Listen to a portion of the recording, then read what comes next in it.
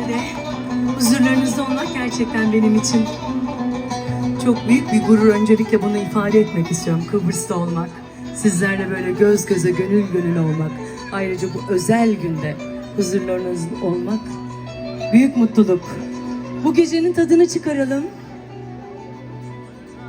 Hep birlikte güzel güzel şarkılar söyleyelim. Sevdiğiniz birçok şarkı var. Biliyorum bu şarkıyı da, şimdi söyleyeceğim şarkıyı da birlikte seslendireceğiz. Hatta düet yapacağız sizlerle. Söz müzik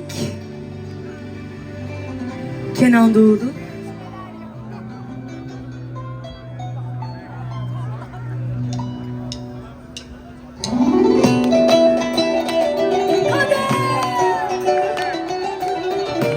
Sen bize nazik davranmadın. Hayat herkese eşit gözükmedi. Bütün elleri